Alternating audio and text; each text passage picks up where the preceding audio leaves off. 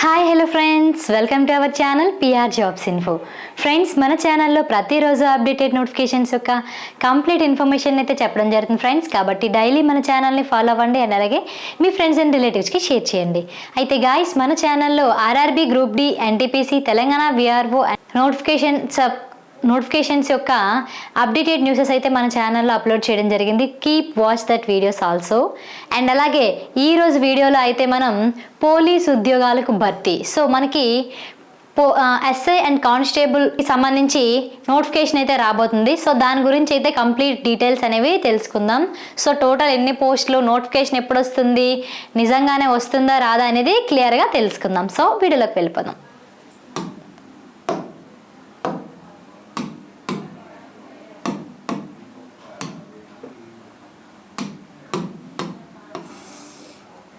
So guys, so మనకి news పేపర్లో అయితే మనకి ఒక ఇన్ఫర్మేషన్ అయితే రావడం జరిగింది. సో దాని గురించి అయితే ఒకసారి తెలుసుకుందాం. సో 12,000 వరకు ఖాళీలు ఉండవచ్చని అంచనా. సో మనకి టోటల్ పోస్ట్స్ అంచనా ఎంత వేస్తున్నారండి? 12,000.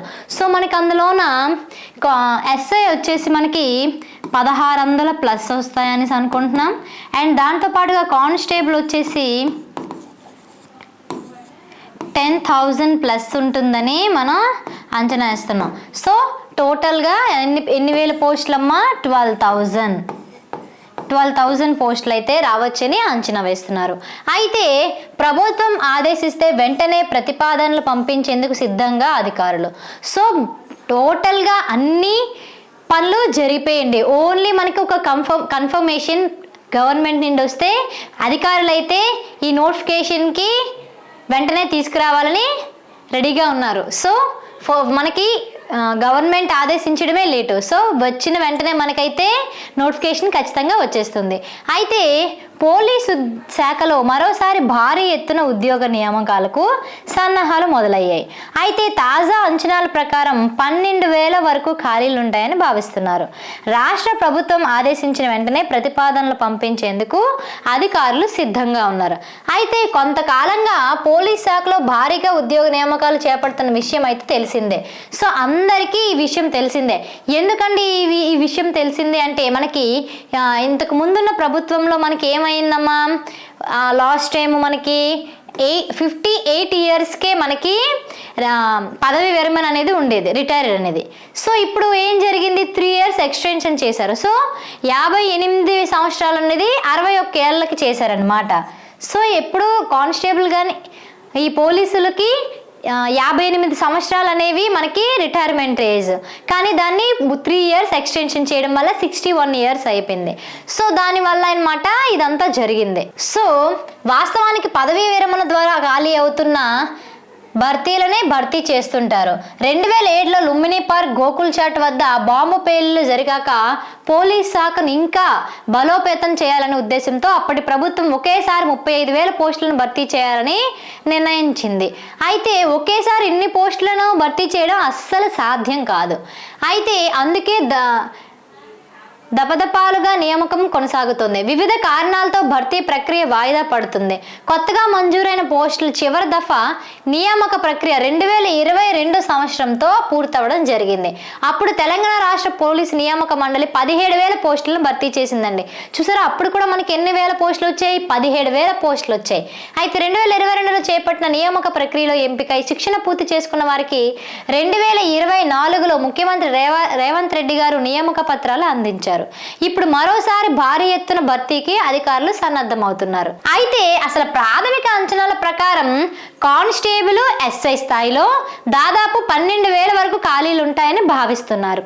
అయితే ఈ సంఖ్య ఇంకాస్త పెరిగే అవకాశం అయితే ఉందండి. సో అయితే మనకి ఇప్పటి వరకు 12,000 పోస్టులు అయితే ఖాళీగా ఉన్నాయనేసి అంచనా, కానీ ఇవి ఇంకా ఇంక్రీజ్ అయ్యే అవకాశం కూడా ఛాన్స్ ఉంది. సో ఎలా చూద్దాం. సో ప్రభుత్వ ఉద్యోగ విరమణ వయసు 58 మీకు ఇందాకలే చెప్పాను. సో అది 61 వరకు పెంచడం వల్ల 2021 ఏప్రిల్లో ప్రభుత్వం ఉత్తర్వులు జారీ చేసింది. దాంతో ఆ ఏడాది పదవి విరమణ అయ్యాల్సిన వాళ్ళందరూ అవ్వకుండా 3 ఇయర్స్ ఎక్స్టెన్షన్ అయింది. సో దానివల్ల 2024 మార్చి వరకు వాళ్ళు కొనసాగించడం జరిగింది. ఇప్పుడు మీకు 2021లో 58 సంవత్సరాలు నిండిన వాళ్ళు రిటైర్ అయిపోవాలి, కానీ ఈ 3 years ఎక్స్టెన్షన్ వల్ల ఆ ఇయర్లో ఉండిపోయే వాళ్ళు, అండ్ నెక్స్ట్ ఇయర్ ఉండిపోయే వాళ్ళు కూడా మనకి 2024 మార్చ్కి కొనసాగారు అప్పటి వరకు.